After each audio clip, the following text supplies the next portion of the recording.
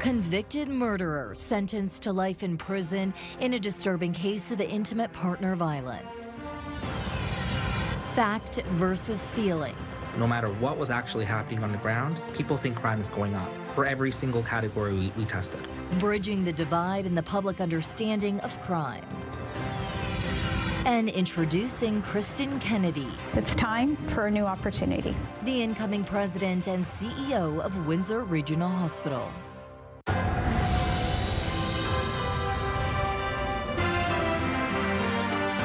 CTV News with Stephanie Mazzotti.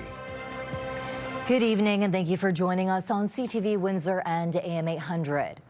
A Michigan man was sentenced today for murder. We must warn our viewers the content of this story is upsetting because it is about intimate partner violence.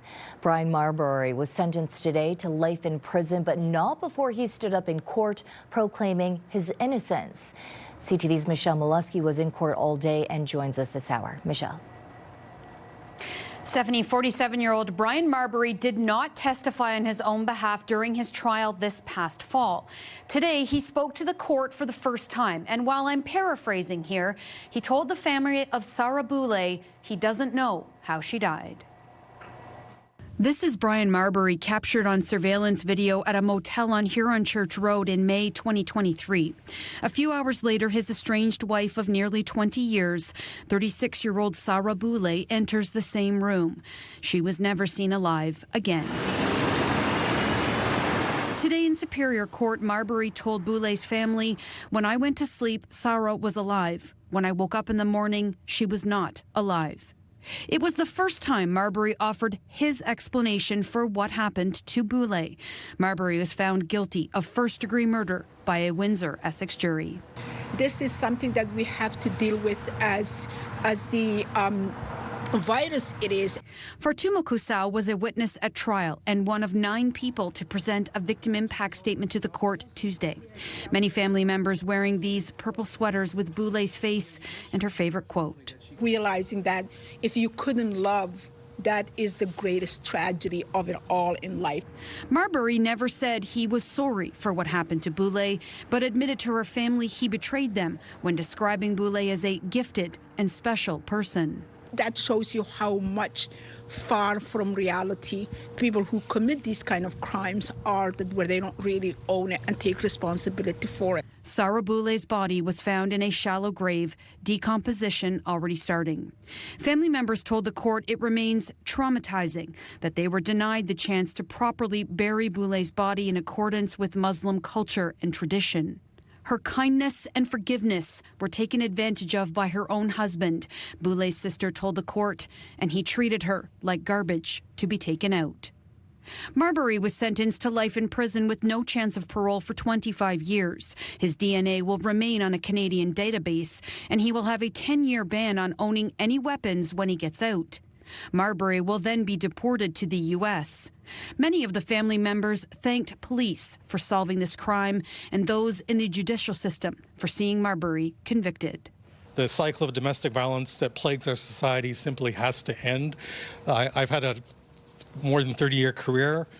It's been a plague from day one when I started, and it continues. Defense lawyer Ken Marley was not available for an interview outside of court today, but he did tell me he wouldn't comment on Marbury's statement today to the judge because Marbury may or may not be appealing that conviction. Now, before the murder trial even started back in September, Brian Marbury pleaded guilty to causing an indignity to a human body.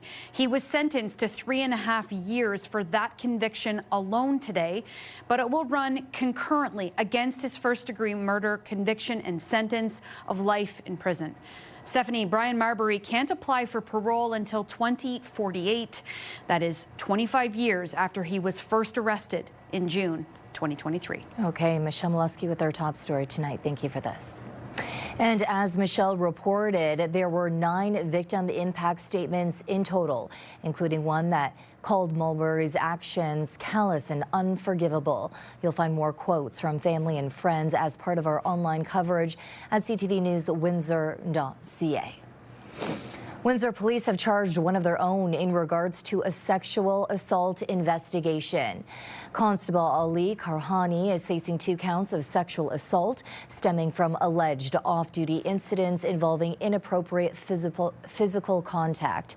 Under Ontario's Community Safety and Policing Act, Karhani, who has been with the Windsor Police Service for 6 years, has been suspended with pay while the case moves through the courts.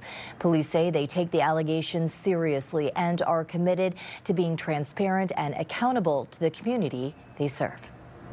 And Windsor police are asking for help in identifying a suspect in a hit-and-run collision. Police say a cyclist on Wellington Avenue was struck from behind shortly after 3 p.m. on December 27th. The vehicle then struck a parked car. The suspect's vehicle is described as a dark gray or black hatchback sedan, which fled at a high rate of speed. The cyclist sustained non-life-threatening injuries. The following evening, officers found a gray 2017 Chevrolet Cruze with significant fire damage in the 2200 block of Charles Avenue. A jerry can was found near the vehicle. Investigators believe this vehicle may be the same one involved in the previous day's hit and run. Residents in both areas are asked to review their surveillance or dash cam footage for evidence. A new survey finds Windsor residents think crime is on the rise despite data showing it is actually on the decline. Joining me with details on this tonight is CTV's Robert Lothian. And Robert, what exactly do we know? Yeah, well, Stephanie, research firm Liaison Strategies polled people in Ontario's 10 largest cities. What they learned is across the board, residents feel crime is on the rise, even if that's not statistically the case. Walking in the heart of Windsor, views on the direction of the city's crime rate varies. Some are optimistic. I've lived a lot of other places. Windsor is one of the safest places I've ever lived. And others feeling crime remains blatant. I see stuff going on all the time, from women being attacked. I've seen a woman being thrown in a car, being calling for help. A new survey by research firm Liaison Strategies shows 82% of respondents in Windsor feel crime in Canada has increased in the last year. That's despite Windsor police reporting a 12.7% drop in crime this year as of November. No matter what was actually happening on the ground, people think crime is going up for every single category we tested. Across the board, Windsor residents proved more likely to report an increase in crime than anywhere else. Windsorites also got American media because they're right across the border from Detroit. They're going to hear about crime that's happening right across the border in Detroit. So it is interesting to me that the highest scores are a city that shares a media market with the United States. The survey is a reflection of whether residents feel safe. That, according to a University of Windsor associate professor in criminology. Natalie D'Elia says creating the sense of safety runs deeper than crime figures. That doesn't just mean street crime. It means, are you more or less likely to become houseless? Are you more or less likely to need to rely on a food bank? Despite public sentiments, D'Elia says residents are not less safe than they were 50 years ago. And while the survey shows a perceived increase in crime, she says the answer isn't always more police. The research demonstrates what does work is holistic approaches to addressing inequality in our communities that address harder, more root causes. Of the 10 cities surveyed, Windsor had the most people reporting a perceived increase in crime. That's followed by cities that include Brampton, Toronto, and Hamilton. Okay, Stephanie. Interesting, Robert Lothian. Thank you for this tonight. So this takes us to our question of the day. Do you think crime is on the rise in Windsor, Essex? Go to our website to cast your vote, ctvnewswindsor.ca. CTV meteorologist Gary Archibald joins me now for a first look at the weather tonight. Gary, cold out there, something to keep in mind for tomorrow. You're right about that. Good evening, Stephanie. Good evening, folks. And the persistent winds fetching right across the Great Lakes in their entirety. It's been a snow belt region right across the midsection of the country. We'll still be into some light flurry activity, but the gusty winds making it feel even colder than the below seasonal temperatures persist. Tonight's a frigid one and a tease to New Year's Eve where we could could still see some flurries, but temperatures might get up to about -2. We'll start with noon. Flurries, about an 80% chance of that. It's a cold start through the day, but we'll get up to -2 in the late afternoon. Still flurries and strong westerly winds dominate. By 11 p.m., when people are gearing up to say goodbye to 2025, we're down to about -8, feeling like -12, windy, with about a 40% chance of seeing flurries. Stephanie? Okay, most New Year's celebrations across Essex County will kick off in about 24 hours' time. Many banquet halls, restaurants, clubs, and bars have planned special events for the evening, and there's no shortage of free family fun community events. I had a long and hard year. Many are ready to leave 2025 behind. Some food, some family, and good company. Is how many plan on ringing in the new year. An outdoor bash is planned at the new City Hall skating rink, and keeping with tradition, All Saints Anglican Church is lending out skates for free. Spree out chocolate, food trucks, DJ, the whole 9 yards. I have a little surprise. We're going to be showing the Team Canada game out here tomorrow night. That starts at 8:30, so anybody who wants to come out, watch the hockey game. Lakeshore is hosting a fireworks show at 6:30 at the Atlas Tube Recreation Center, while the town of LaSalle will host its annual New Year's Eve fireworks show at the Volmer Culture and Recreation Complex at 7:30. Essex will host a noon Year's Eve celebration, a kid-friendly midday party with face painting, crafts, carnival-style games, and a big balloon drop at noon. Scores! Go Shelf on Miller, and the Spitfires take flight first. The Windsor Spitfires are hosting their New Year's Eve game at the WFCU Center. You can expect a countdown to midnight, in-game entertainment, and of course, party favors. But whatever your plans are for New Year's Eve, it's a chance to run it back and do it all over again, right? It's an opportunity for a fresh start, a brand new day, a brand new year, and, brand new challenges, brand new solutions, brand new opportunities. New opportunities that will hopefully build health and happiness in 2026. As a community and as a family, we can grow and be as strong as ever before. This is the last week for Bright Lights Windsor. It's open every night, but just until January 7th. In addition to the dazzling displays and vendor market, the Libro Express Holiday Train runs daily from 6 to 8 p.m. And sensory-friendly silent nights are offered Monday evenings. And for those with mobility difficulties, city staff will take visitors on a guided tour around the park in a golf cart. The Salvation Army's Christmas Kettle campaign has raised over $237,000. The month-long campaign wrapped up on Christmas Eve.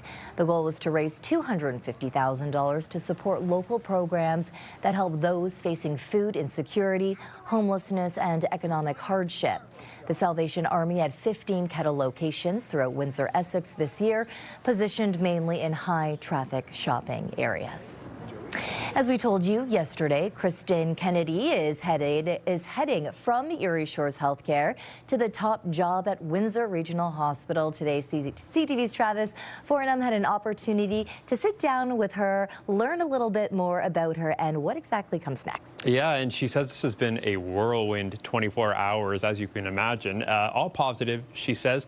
As you'll remember, Windsor Regional launched its search for a new CEO in mid-2025, interviewing candidates from across the country. In the end, the right fit turned out to be much closer to home.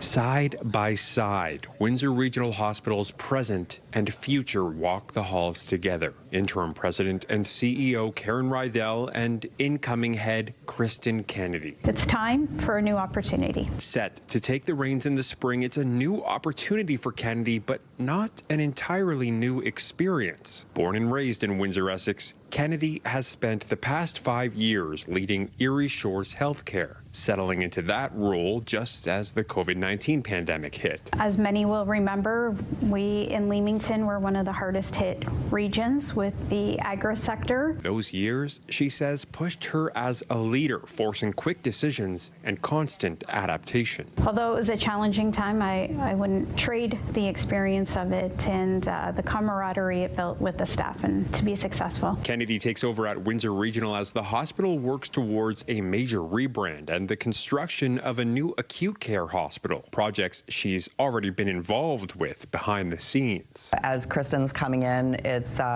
exciting time for the organization. The transition also marks the beginning of the end of an era. Current interim CEO Karen Rydell stepped into the role in 2024 with nearly 4 decades of healthcare experience and more than 25 years at Windsor Regional. She'll retire in the spring. I remember having my first job, and you start contributing to a pension plan and you're thinking, oh, 2026, that's forever, like I'm never going to get there. And then the last 5 years have just blown by so quickly, and I'm sure the next few months will as well. As Kennedy prepares to step in, she's clear-eyed about the challenges ahead. She says hospitals across Ontario are under pressure, with emergency rooms seeing sicker patients, record volumes, and growing financial strain, making efficiency, stability, and support for frontline workers critical. It's a delicate time, but I'm anxious to get started and be able to make my imprint on that in a positive way. Kristen Kennedy officially takes over as Windsor Regional Hospital's president and CEO in April. She'll remain in her role at Erie Shores until March, when the board is expected to name an interim CEO as that transition moves forward. You heard Kennedy talk there a little bit about the COVID-19 pandemic. And on top of that, she also led Erie Shores through that cyber attack back in 2023. She says that was actually tougher to navigate than the pandemic, if you can believe that. Again, she officially takes this title on in April. Stephanie. Okay, well, we will definitely be seeing her face much more on this broadcast. Okay, Travis, thank you for this. Thank you. Luxury confiscation still ahead on Windsor's news leader. The FBI seizes $40 million in motorcycles tied to an alleged Canadian drug kingpin. AI exploded this year, from helping fight evictions to creating Hollywood's first AI actor. More on that when we return. And tomorrow, a local company is turning fish into healthy, sustainable dog treats, diverting millions of pounds of waste every year. That's tomorrow at 6 on CTV News. We have few details about a Canadian couple found dead while vacationing in the Dominican Republic. CTV News has spoken with one family member. 55-year-old Alain Knoll and 56-year-old Christine Sauve were found dead in a resort. Sauve's brother told CTV News the couple died the night of December 25th, and the family is waiting for more answers. In a statement, Global Affairs Canada confirmed it's aware of the deaths of 2 Canadian citizens in the Dominican Republic. The FBI says millions of dollars worth of motorcycles have been seized by Mexican authorities linked to Canadian alleged drug kingpin Ryan Wedding. CTV's Judy Trin is tracking the latest on this investigation. Dozens of high-powered motorcycles worth an estimated $40 million seized in a joint operation by Mexican authorities, the FBI, the RCMP, and Los Angeles Police. Authorities say the collection belongs to Canadian fugitive Ryan Wedding. Each bike contains valuable clues. Determining the flow of his supply, the flow of, his income, his drug supplies, his narcotics, of how it's being transported. Earlier this month, the FBI released a new photo of Wedding. It's believed the former Olympic snowboarder is being hidden by the Sinaloa cartel. Sinaloa has been undergoing a real attack on their power, and their ability to protect Wedding, consequently, is starting to crumble. Analysts say that after the Trump administration declared drug cartels terrorist organizations, Mexico increased its efforts to ferret out Wedding, prompted by watching the U.S. attack Venezuelan drug boats. This is something they would not have done before the United States declared that the cartels were terrorist groups, because they didn't have to. But now they feel the threat of the possible attack by the United States. About 30 associates of Wedding have already been arrested, including Wedding's Toronto lawyer, Deepak Paradkar, accused of counseling suspects to murder an informant. The U.S. wants him extradited. Paradkar was granted bail last week because of health concerns. You know, obviously, we've seen in the movies, and it's true, they're going to, you know, take out, execute, kill any individual who could potentially become an FBI informant. If they're under investigation, they're being extradited to the United States, that's a risk to them. Ryan Wedding has been on the run since 2015. Not only is he considered the biggest cocaine trafficker in Canada, he's also accused of at least 4 murders in Ontario. The FBI is offering $15 million for information that could lead to his arrest and conviction. Judy Trin, CTV News, Ottawa. Mother Nature isn't letting up while NWIN has 2 working crews on the ground in the Kawarthas area near Peterborough, helping to restore power. Midwestern Ontario received its 2nd straight day of unrelenting snow and wind, closing roads across the region. Here's CTV's Scott Miller. The road closed signs started to come out across Midwestern Ontario on Monday night as wind and snow made for many impassable roads. I can tell people that if they do see a road closure sign in place, trust that there's a good reason for that. Please do not go around that sign. We've got it closed because there's a collision ahead, or there's unsafe conditions, or there's debris on the roadway. Whatever the case may be, the police will ultimately decide to close and reopen a road. Not everyone has been heeding Solden's words. South Bruce OPP say a coach bus driver was stopped twice over the past 2 days, driving on a closed highway near Kincardine. And if you do go around those signs, you can be charged under the Highway Traffic Act. So just prepare, check your weather sources, and make sure that you're not traveling unnecessarily. If you do need to travel, make sure you plan ahead. Around noon hour, a brief reprieve as a handful of closed roads reopened, but that's not expected to last very long. And if by some far-off chance you might be looking for some more wintry weather, you're in luck. There is the possibility of 25 to 50 centimeters more of snow by Thursday morning, which means a lot more shoveling and snow blowing is in the near future for residents of Huron, Bruce, Grey, Wellington, and Perth counties. I'm living the Canadian dream. This is what I live for. You honestly like winter? Yeah. Okay. So we can make money shoveling. Blowing snow and snow squall warnings still blanket Midwestern Ontario and will likely stay in place until New Year's Day as Mother Nature ends 2025 the way it started it, with a wintry mess. In Wingham, Scott Miller, CTV News. Looking back at 2025, artificial intelligence didn't just take over social media, it exploded in ways many never imagined. From viral deepfakes to powerful new tools, NBC's Gotti Schwartz shows us the AI boom. Hey guys, it's Gotti Schwartz. This year, AI, artificial intelligence, exploded. It dominated headlines in politics. We're leading in AI. We're leading China by a lot. We're leading everybody by a lot. Business. I think AI is profound, and so it will change everything. And entertainment. Let's get to know each other, and thanks for watching. AI drove so many stories and conversations, but here are a few that stood out to me this year. At what point did you stop using a lawyer and just start using AI? In post, I saw that I can handle this appeal on my own. I met a woman in Southern California who used AI to overturn an eviction notice. She couldn't afford a lawyer, so she used ChatGPT to do the work. AI was helping me draft the motions and the briefs. That's not to say the AI was perfect. She said it sometimes created hallucinations, legal citations to help her case that don't really exist. The terms of use state the program should not be used as a substitute for a qualified professional. Do you think you could have done it without AI?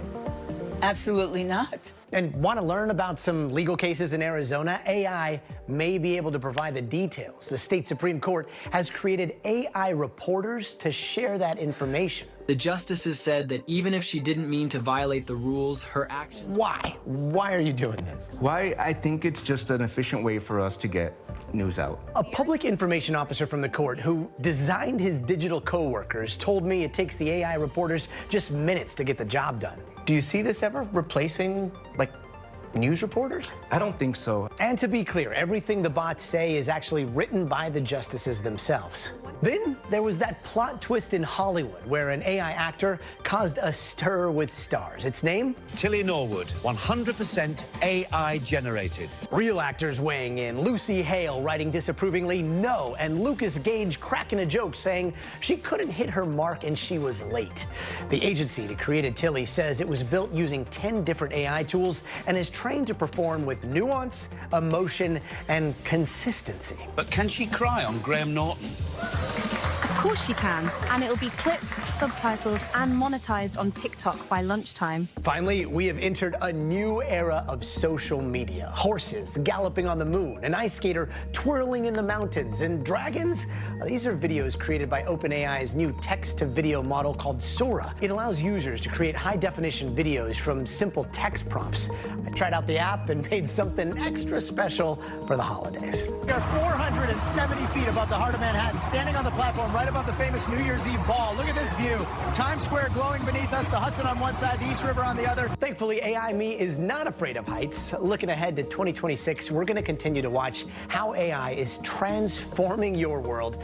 That's going to do it for me. For now, I am the real Gotti Schwartz.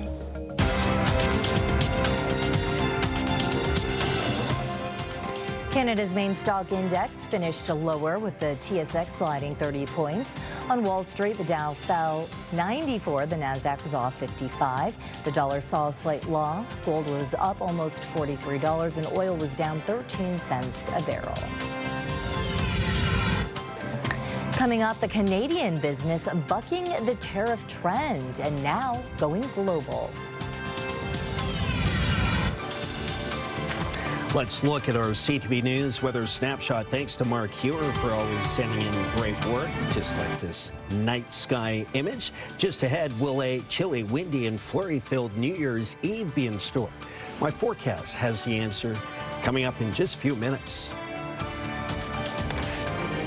Discussion here at Windsor City Hall. Windsor's top stories. A major project is about to get underway. Breaking news alerts. Severe weather is a possibility. And watch live. Good evening and thank you for joining us. Download the CTV News app.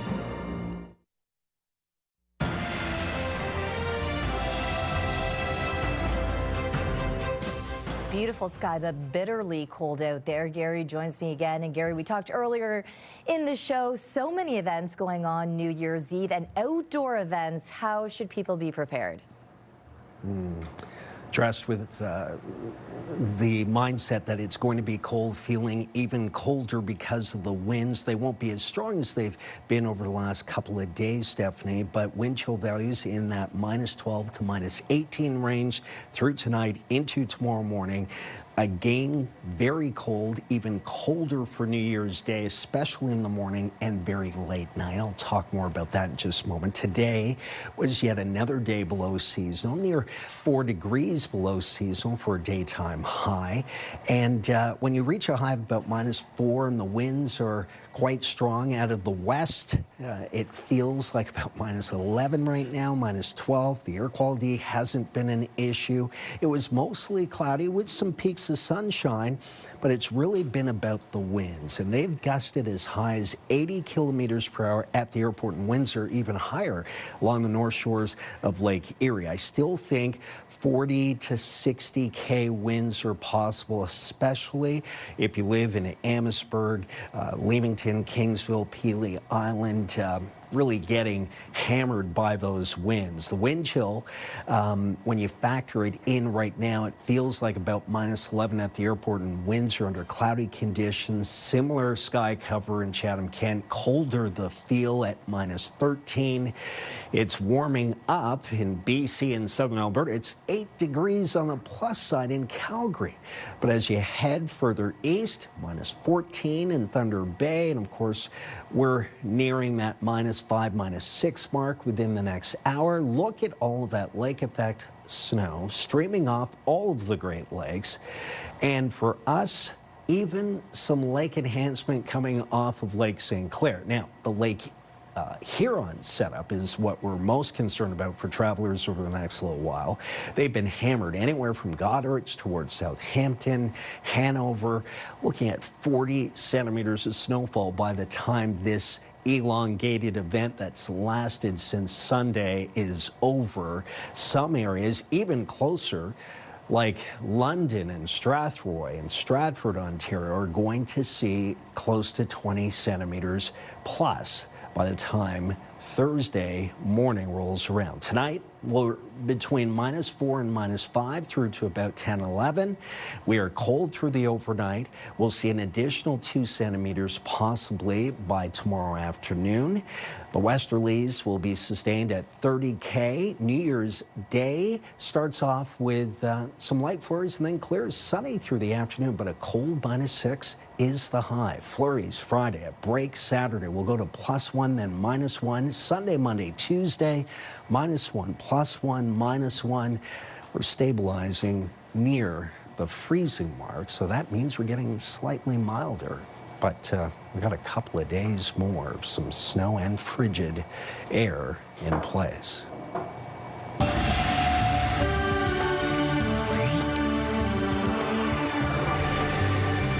Boxing Week sales are continuing through the end of the year, but people are being urged to take a closer look at the promotions. That's due to rising concerns about potential scams created by the help of artificial intelligence. CTV's Hannah Schmitz has more on the potential dangers.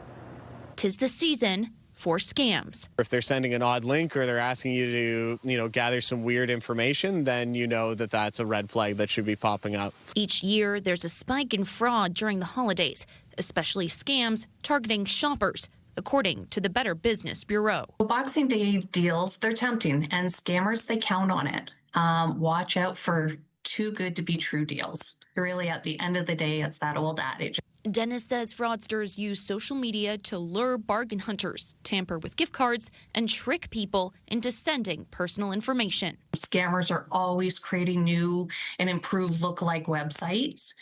So make sure that URL, you're really checking it. So the other thing to be careful this time of year as well are those phishing emails and texts. They're extremely common. Dennis adds that artificial intelligence is now being used to generate fake websites, realistic customer service chats, and even cloned voices, making scams harder to detect. It's assisting scammers in looking more legitimate and getting more targeting. Do your due diligence after that, and that's typically calling the person that sent the email to try and make sure, is this a legitimate email that you sent on, or, is the link that you're sending me something that's actually sent by you? Obviously, cybersecurity is going to be huge, and even more huge going into the future as AI becomes more and more of an issue as far as, more and more sophisticated scams goes. It's a tricky situation that's costing Canadians hundreds of millions of dollars. As of September, the Canadian Anti-Fraud Centre says Canadians lost approximately $544 million in fraud scams, and there were more than 23,000 fraud victims across the country. Most people don't report it. They're embarrassed. So that isn't even a true number. That's probably only 5 to 10% of the actual loss that's happened here in Canada. Police say there are clear warning signs shoppers should look for and ways to protect against scams, including watching for spelling or grammar mistakes on websites, buying only from reputable sellers, analyzing seller profiles carefully, and hanging up or deleting suspicious calls or messages. With AI making scams more convincing, officials say trusting your instincts and taking a moment to double check could protect more than just your wallet. There's always that sense of urgency, and we need to do it now. Take that 5 minutes and do your research. Give it some thought before moving forward. Hannah Schmidt, CTV News. While the trade war with the United States has left a lot of Canadian businesses reeling, one is actually bucking the trend. Sukoshi has already made a big impact across Canada. Now, as CTV's Judy Trin shows us, they're making a push to go global. They waited hours to see K-pop star, former GOT7 band member Mark Twan, now a soloist, up close. I'm a fan of GOT7 and I flew from Edmonton this morning. They are fans of the music and the moves. I've cut choreography. They're all very synchronized. A cultural moment created at Tsukoshi, a Canadian retailer headquartered in Toronto.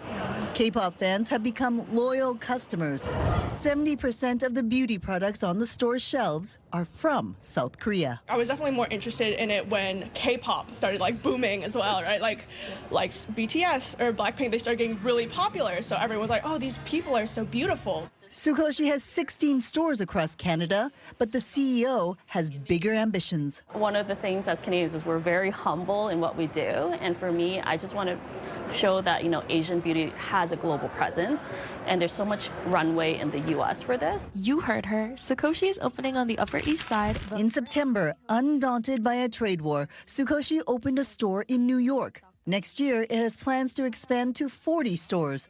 Almost all the new locations will be in the U.S. Even with tariffs, the company says it's been able to keep prices stable. Strengthening our margins, working with our brand partners, figuring out ways that we can sort of grow the industry and make it a win in all situations. Tsukoshi is already the biggest purveyor of K-beauty in North America.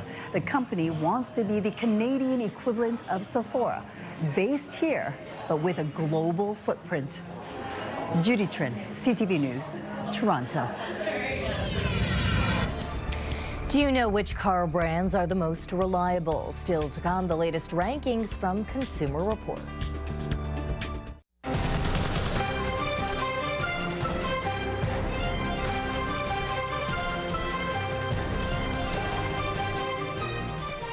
Team Canada took on Denmark last night, looking for a third straight win to open the World Junior Hockey Championship.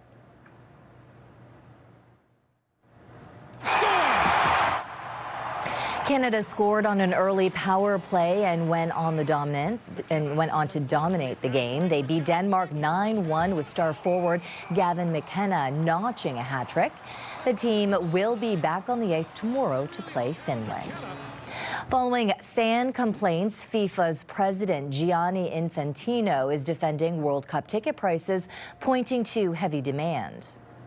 So 10 million ticket requests every single day. This shows how powerful the World Cup is. And what is important and what is crucial is that the revenues that are generated from this are going back to the game all over the world. According to Infantino, fans from the U.S. have made the most ticket requests, followed by Germany and the U.K.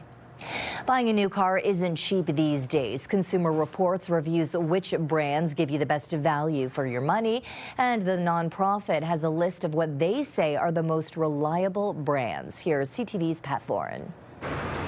Every year, Consumer Reports asks its members about any problems they've experienced with their vehicles over the past 12 months. The survey covers areas from minor issues like trim and infotainment systems to serious and costly ones involving the engine, transmission, or electric motors. Problems no one wants to deal with on a new car. The problem is that once the warranty expires, an unreliable new car starts becoming a real headache, and it costs you time and money. This year, they analyzed data from about 380,000 vehicles. The top brands include Toyota, Subaru, and Lexus, with Honda and BMW rounding out the top 5. The same automakers continue to dominate our top brand rankings. And that's because when they're looking to redesign a model, they're not making huge seismic changes. And many models across the line use shared components. The latest findings show that EVs and plug-in hybrids remain more trouble-prone than traditional gas models, while conventional hybrids, which don't need to be plugged in, continue to stand out for reliability. Hybrids are more complex than internal combustion models. However, some manufacturers, in particular Toyota, but also Hyundai and Kia, have worked out the bugs.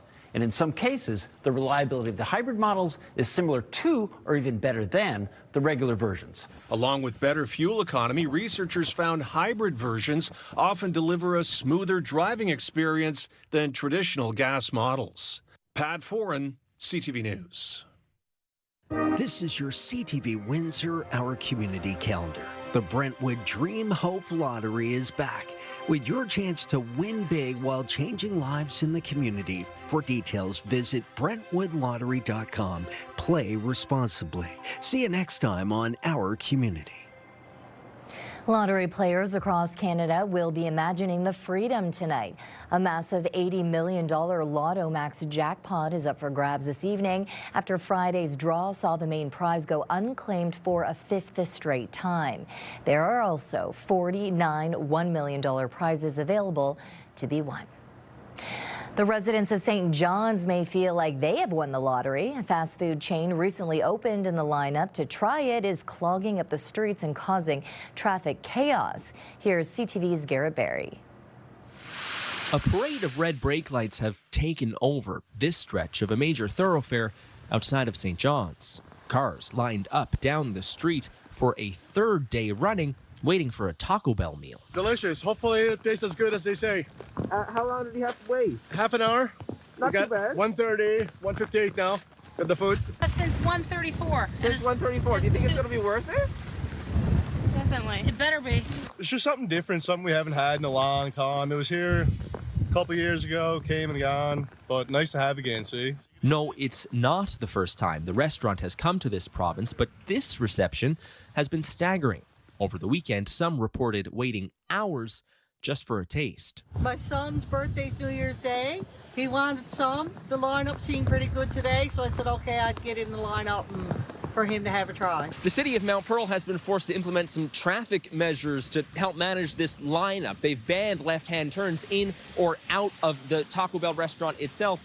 They also have enforcement officers down here in the lineup trying to smooth things along. One job, ensuring people can get in and out of this nearby funeral home. The dining mania hasn't spilled over to other area restaurants, and not everyone is a huge fan of the drive-through craze. Disposable dining dollars are at a premium more now than they've ever been. Restaurateur and industry advocate Todd Parent says the local independent restaurant scene is simply in competition with some of these fast food giants. We're in a world where the public needs to decide what kind of communities they want to live in, and if they want to live in fast food, franchise-dominated, cities and towns, then they get to ultimately the customer gets to decide. He hopes that these dedicated customers remember businesses like his, especially during the slow winter months. Garrett Berry, CTV News, Mount Pearl.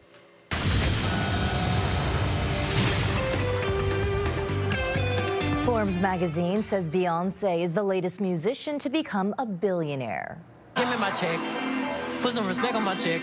Pay me in equity. Pay me in equity. Watch me reverse out of dick. She and her husband, Jay-Z, are among the 5 musicians the magazine has declared to be billionaires. The other 3 are Taylor Swift, Bruce Springsteen, and Rihanna.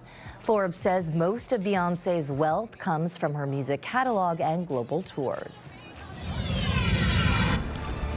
Inside this joyful space, an inclusive musical theater group is making dreams come true for performers of all ages and abilities. This story when we return.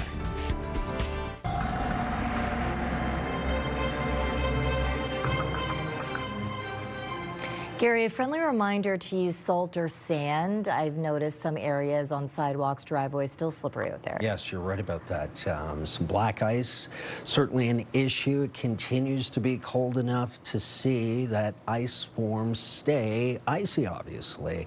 And it looks like we'll be in the sub-zero temperatures through the first day of 2026. Tonight, still a possible setup for not only wind chill values in the minus mid-teens, but some flurries accounting for maybe upwards of 2 centimeters. Windsor, Essex, Chatham, Kent, even windier in Amherstburg, Leamington, Pelee Island, and Kingsville.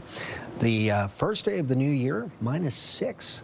About 5 to 6 degrees below seasonal, and then flurries. Then we'll moderate and get closer to about -1 a week from now. But we're cold to end the year and start the new one. Okay, thank you, Gary. Okay. And finally, tonight, a musical theater group continues to entertain and warm hearts in the face of adversity. Here's CTV's Brian Bicknell with a powerful message.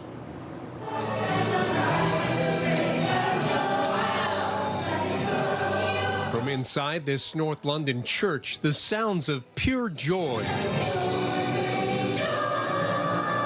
This is Dreams Come True, an inclusive, all ages, all abilities, non-faith-based, unified musical theater group. And I saw a lot of people were in it that had disabilities, and I have a disability, and I wanted to join it. Lindsay McEnroy is one of about 60 performers from the London area who make up the group. It was founded in 2018 by Alison O'Connor and her son Cameron. We were surrounded by music all our lives. I've been heavily involved in many groups, and I wanted that for him, but I couldn't find a place where he was included or accepted. And what's unique about this group is there are no auditions. If you want to take part, you show up, you sing your heart out, everyone's welcome. The group practices every week, and on this day, they're rehearsing for a production of Frozen Junior. You can be yourself and be confident. I like it. It's very nice and good. It gives me a real sense of community. Dreams Come True typically runs 3 shows per year. It's financed through fundraising and grants and Siloam United Church, which donates space. Many of us have been told throughout our lives, you can't do this. We take our labels aside and we focus on what we can do.